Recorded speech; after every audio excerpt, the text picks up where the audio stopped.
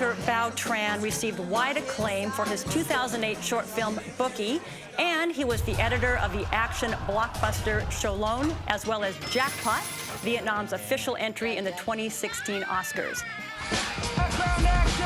Bao is currently hard at work on The Paper Tigers, a highly anticipated action drama comedy slated for release in 2020. And here to talk about the movie is the writer and the director himself, Bao Tran. Hello. Hello.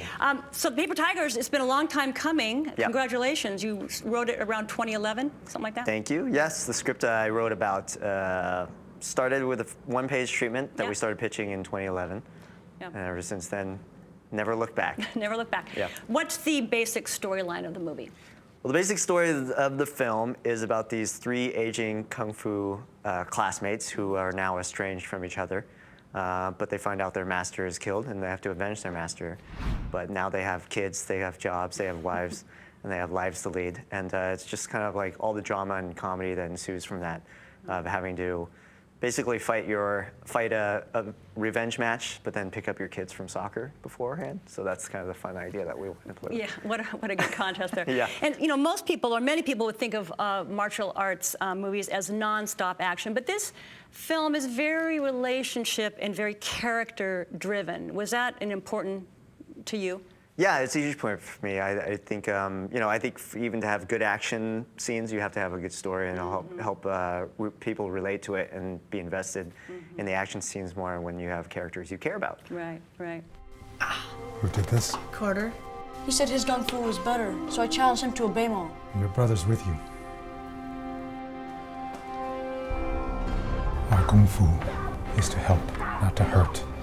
Don't make the same mistakes that I made.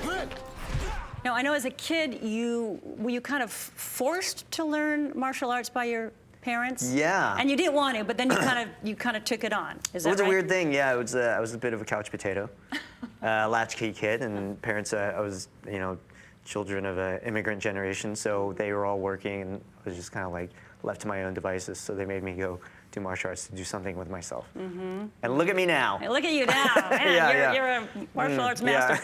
Yeah. Are any of the characters kind of represent you or your friends? Well, the story is like very much, it's set here in Seattle. Yeah. And we wanted to pay tribute, first of all, to kind of the rich martial arts history that Seattle has, and a lot of people might be aware that Bruce Lee spent his early years here.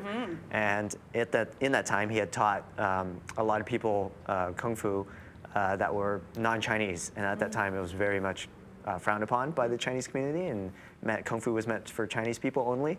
So for Bruce to do that, that was very trailblazing and very different. Where did you learn how to direct action films? Well, a lot of things is self-taught. I grew up watching a lot of Hong Kong films, and just figuring out how to do it.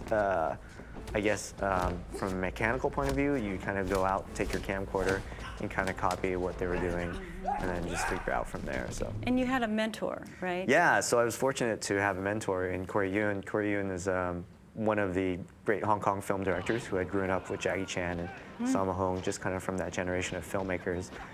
So, he was a family friend, and I was able to kind of show him the stuff that I was working on. He'd give me feedback and just kind of give me all the things that, would help me get better, and that was really helpful. So. Well, I wanted to mention that you pitched the Paper Tigers to Hollywood studios, and you got some serious interest.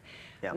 Maybe like a $4 million budget or something like that. But you did not go the Hollywood route. And why did you not do that?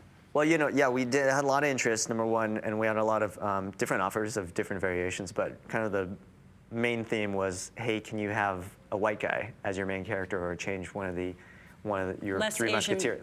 in the film. Less Asian. Can you somehow make it less Asian? Wow. With more money.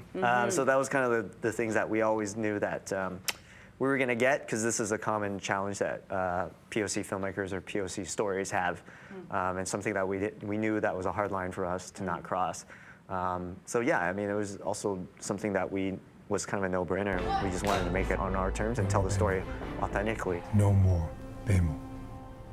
No more challenges. When on the other hand, I read that there were some Asian investors who were uncertain about the martial arts topic, I think. What was their concern? Financiers from Asia it's a little bit of old hat. Like kung fu movies are a dime a dozen over there. So for them to want to get involved with a film that's here in the U.S., it's a different thing. For Asian Americans or immigrant Asians, it's a different conversation because kung fu has become our stereotype in a lot of ways. Yeah, it has become like any Asian that you would see on screen or on film now are probably doing martial arts.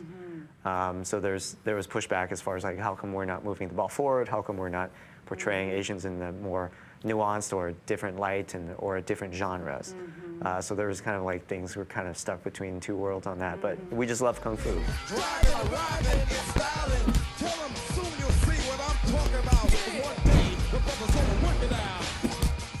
You said that you wanted to present Asian men as they really are, and not a stereotype. So how did you do that in the film?